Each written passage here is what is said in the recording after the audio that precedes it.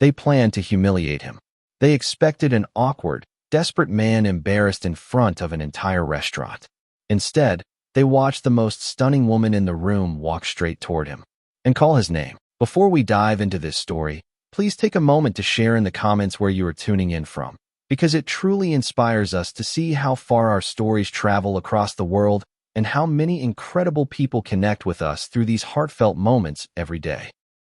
After Lucas Reed's marriage fell apart, he didn't just lose a wife, he lost his place in the world.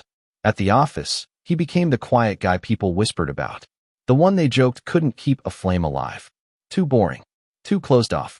Too something. The invitations to happy hour stopped. The jokes about him became louder.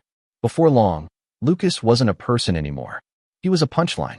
So when his coworkers suddenly invited him to dinner on a Friday night, he didn't think much of it. He assumed it was just polite office talk. People pretending to care. But Derek, the loud one with the expensive watch and the empty smile, insisted. Jessica and Ryan chimed in too, blocking his exit, smiling too brightly, acting way too eager. They already had a reservation. 7 o'clock. No excuses. Lucas agreed, even though something in his gut told him to run. But he was tired of running. Tired of hiding from life after 3 years of divorce, loneliness, and silence. That night, he showed up to the fancy Italian restaurant, dressed neatly, trying not to feel out of place. Through the window, he saw them laughing. All of them huddled together, whispering like they had a secret. He walked in anyway.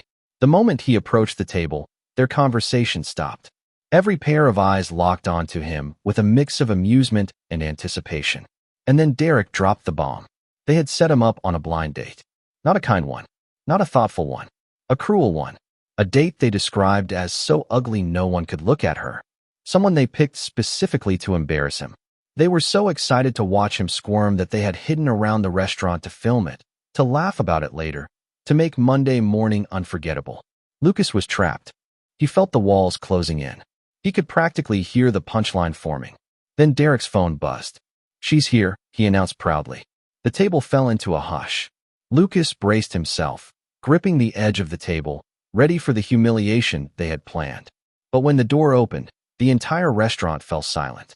Because the woman who walked in was nothing like they expected. Tall, elegant, dark hair cascading in soft waves. A quiet confidence that made people turn without knowing why. Simple dress, effortless beauty, the kind that didn't need approval. She scanned the room until her eyes landed on Lucas. Then she walked straight toward him. Someone at the table gasped. Derek froze mid-smirk. Jessica's jaw dropped. Ryan looked like he had been slapped. The woman stopped right beside Lucas.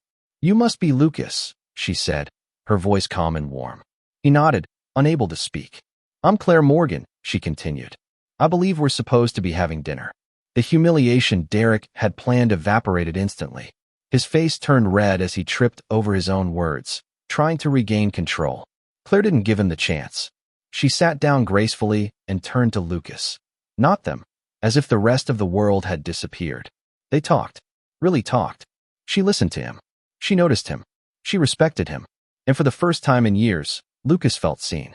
Meanwhile, in the corner of the restaurant, his co-workers huddled in panic, whispering frantically as their plan fell apart. Claire finally told Lucas the truth.